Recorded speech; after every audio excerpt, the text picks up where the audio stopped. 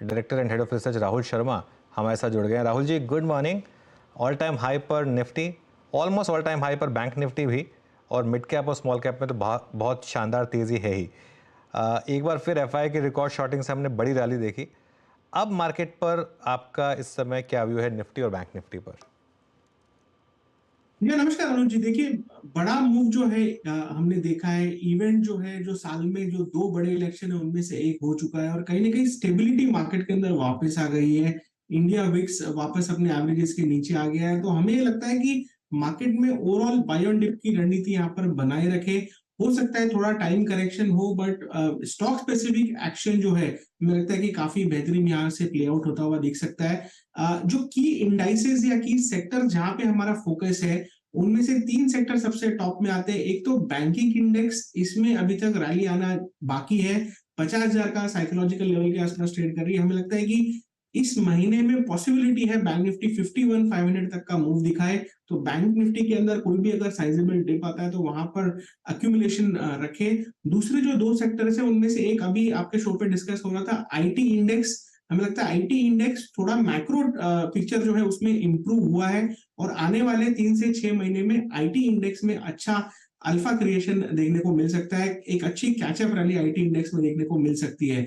और लास्टली जो सेक्टर काफी बेहतरीन रहा भी है पिछले 2 साल से, इनफैक्ट काफी हफ्तों के कंसोलिडेशन के बाद फार्मा इंडेक्स में एक ब्रेकआउट हमें देखने को मिला है और हमें लगता है कि एक तरह से नए ऑर्बिट में जाने के लिए तैयार है फार्मा इंडेक्स। तो ये तीन सेक्टर है जहां पर हमें लगता है कि फोकस करके चलना चाहिए। और साथ ही में जो मोमेंटम प्लेस जहां पर मेटल्स हो गए, जो पीएसयूज हो गए, वहां पर वापस मोमेंटम लौटता हुआ दिख रहा है। तो ऑल इन ऑल पूरे मार्केट में कोई ऐसे वीक स्पॉट्स नहीं है, लेकिन रिस्क रिवॉर्ड देखकर ले, सपोर्ट लेवल्स के पास में ले, और हमें लगता है कि ये bull market is very much on. PSU banks पर क्या व्यू है इस समय, और खास तौर से एसबीआई, यहां पर अब क्या करें? जी हाँ, देखिए पीएसयू बैंक्स में एक शार्प करेक्शन जरूर देखने मिला था इलेक्शन रिजल्ट के आसपास, लेकिन जो रिकवरी यहाँ पर स्लो ग्रेजुअल यहाँ पर देखने को मिली है, इसे देखकर लग रहा है कि जो पुरानी ट्रेजेक्ट्री है, जो जो इसका मेजर ट्रेंड है वो अभी भी बुलिश ही है। और यहाँ पर रिस्क रिवॉर्ड काफी फेवरेबल लग रहा है।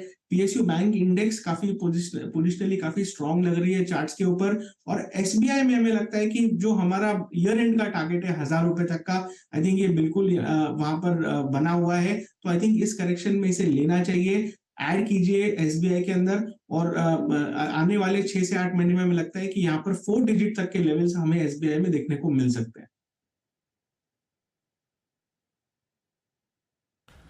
ओके राहुल जी नमस्कार, वीरेंद्र बोल रहा हूँ। और यहाँ पर मतलब सडनली मैं कुछ मिड कैप्स की तरफ जाऊँगा या फिर वो सेक्टर्स जहाँ पे मिड कैप्स में प्रेजेंस ज़्यादा है। गोल्ड फाइनेंस कंपनियों में मुथूट और मन्नापुरम में बहुत स्ट्रांग मूव रहा। आप लोगों ने इसको रीड किया, कोई तवज्जो दी, और इन पे आपका स्टॉक्स, इन पे आपका व्यू इस वक्त? ये अब देखिए एनबीएफसीज में काफी अच्छा ट्रैक्शन देखने को मिला है पिछले 1.5-2 सेशन में, और एक breakout in fact gold finance companies में है। मुथूट फाइनेंस का इंडिविजुअल सेटअप काफी, इनफैक्ट सारे स्टॉक्स अच्छे लग रहे हैं इस स्पेस में, लेकिन मुथूट फाइनेंस की अगर मैं बात करूं तो काफी मजबूत रहा है ये स्टॉक। और अभी भी यहाँ पर कोई तरीके का स्लो डाउन या एग्जॉशन देखने को नहीं मिल रहा है ट्रेंड के अंदर।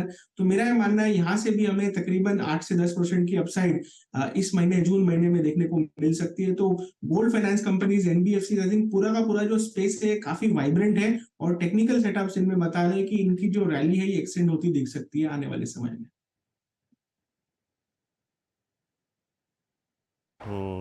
अच्छा, अभी आपने राहुल जी जो फार्मा का ब्रेकआउट का जिक्र किया, I mean Nifty pharma, doctor साहब स्क्रीन पे रखिएगा प्लीज़ एक बार।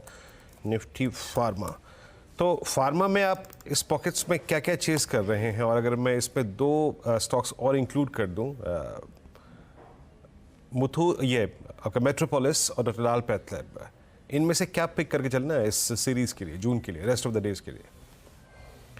ये देखिए फार्मा स्पेस में जो लार्ज कैप में जो सबसे अच्छा पिक लग रहा है, अपोलो हॉस्पिटल्स का सेटअप हमें सबसे प्रॉमिसिंग लग रहा है। इनफैक्ट इस स्टॉक के अंदर एक बड़ा ब्रेकआउट, यानी फरवरी महीने से ये स्टॉक एक तरह से अंडर परफॉर्म कर रहा था और अब ये रिवर्सल जो है ये कंफर्म हुआ है अच्छे वॉल्यूम्स के साथ।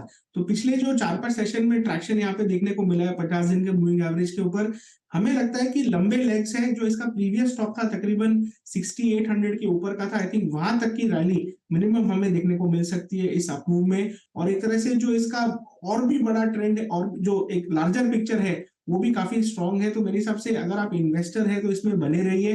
6800 तक के टारगेट्स मुझे लगता है कि मीडियम टर्म में, और अगर आपका 6 महीने प्लस का व्यू है तो मैं सरप्राइज नहीं होऊंगा कि ये स्टॉक 7500 तक भी चला जाए। तो थोड़ा मैक्रो पिक्चर में हमें लार्ज कैप में अपोलो हॉस्पिटल सबसे टॉप पिक लग रहा है। फार्मा स्पेस में जो दूसरे स्टॉक्स है जहां पर हमें लगता है कि रैली कैचअप आ सकती है, औरोबिंदो फार्मा का सेटअप हमें यहाँ पर काफी अच्छा लगता है। स्टॉक एक तरह से काफी शांत बैठा हुआ है काफी दिनों से, और एक तरह से जो की एवरेजेस है पूरे करेक्शन में इसने ब्रीच नहीं की। 50 दिन का मूविंग एवरेज इसने ब्रीच नहीं किया।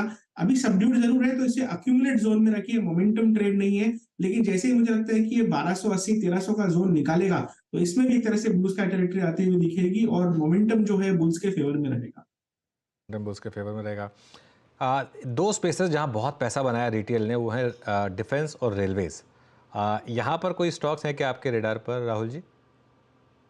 जी देखिए, जहां तक ये डिफेंस और रेलवेज का सवाल है, इनमें काफी अच्छा अपमूव देखा था हमने। करेक्शन आया, मार्केट को रीजन मिला करेक्शन आने का, बट मुझे लगता है कि कहीं ना कहीं इनकी जो मेजर ट्रेंड है वो अभी भी डेंट नहीं हुई है।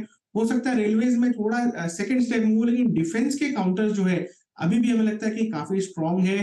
फंडामेंटली भी इनकी ऑर्डर बुक्स वगैरह काफी मजबूत है। मुझे लगता है कि HAL BEL टॉप पिक्स है इस स्पेस में, इनमें आई थिंक रैली कंटिन्यू होती रहनी चाहिए। आपको अगर आपके पास डिलीवरी में पड़ा हुआ है, आई थिंक यहाँ पर अभी भी काफी अपसाइड बाकी है। तो अगर आपका 1 ईयर प्लस का व्यू है तो आई थिंक बिल्कुल यहाँ पर इन्वेस्टमेंट में बने रह सकते हैं। और शॉर्ट टर्म में भी आई थिंक ओवरऑल जो सेटअप है वो काफी अच्छा हुआ है लॉन्ग ट्रेड करने के लिए। तो व्यू जो है वो काफी पॉजिटिव है। रेलवे स्टॉक्स में यस थोड़ा चेरी पिकिंग वहां पर कर सकते हैं, but overall I would rate की डिफेंस स्टॉक्स में नंबर 1 और रेलवे स्टॉक्स में follow after the defence stocks.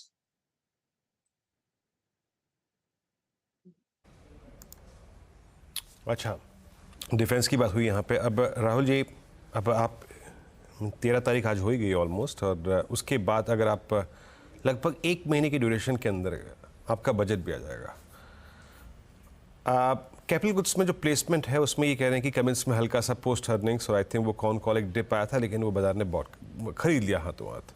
ABB पिछले 3 महीने का सबसे स्मार्ट प्राइस परफॉर्मर। सिमेंस पे L&T में एक डिफरेंशियल क्रिएट हो गया था। L&T पोस्ट अर्निंग्स डिप लिया था, लेकिन वो भी बाजार ने हाथों हाथ खरीदा।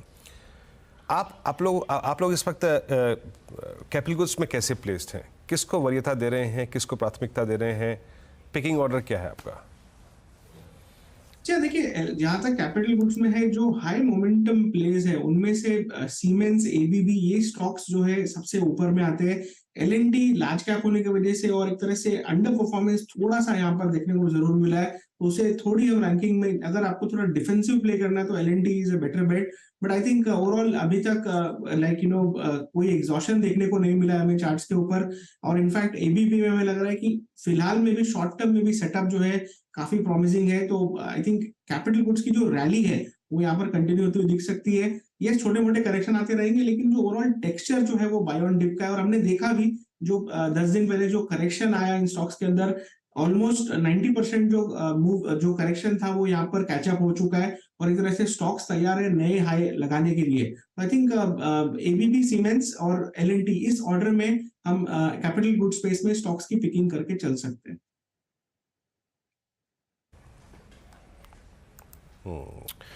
चलिए राहुल जी, बहुत बहुत शुक्रिया, आप आज इस चर्चा में शामिल हुए और इस वक्त आप एग्जैक्टली डेरिवेटिव्स में इंडस्ट्रीज पे आपका व्यू क्या है और किन किन स्टॉक्स को, किन किन सेक्टर्स को पिक कर रहे हैं लॉन्ग शॉर्ट साइड पे अपना व्यू शेयर करने के लिए।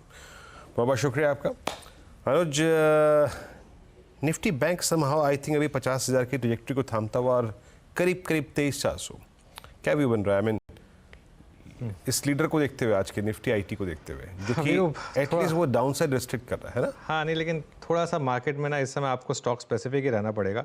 इंडेक्स पे मेरे ख्याल से कोई ट्रेड है नहीं, इंडेक्स को थोड़ा कुछ टाइम के लिए अवॉइड करेंगे तो बेटर रहेगा। मीनवाइल वीरो, एक ब्रेकआउट आ रहा है कैपिटल गुड स्टॉक्स में, एक बार आप लेकर आइए। सीमेंस, ABB और कमेंस, ये 3 स्टॉक्स, तीनों के तीनों ऑलमोस्ट पैरेलली मूव किए एकदम से। ये देखिए सीमेंस, आई थिंक अब एबीबी और कमिंस, कमिंस में इतना नहीं है लेकिन सीमेंस और एबीबी में बड़ा शानदार मूव आया एकदम से। तो मार्केट आज थोड़ा सा बीच बीच में स्विंग्स दे रहा है आपको, इंडिविजुअल सेक्टर आपको यही पकड़नी है बेसिकली। जैसे सुबह हमने ओएफएसएस पकड़ा, ऐसे ही आपको स्विंग्स पकड़नी है आज, उसी में आपको काम निकालना पड़ेगा। चलिए एक काम करते हैं, शो को समेट लेते हैं। सुमित आ गए हैं ट्रेडर्स हॉटलाइन लेकर। Sumit good morning. मॉर्निंग। तो बढ़िया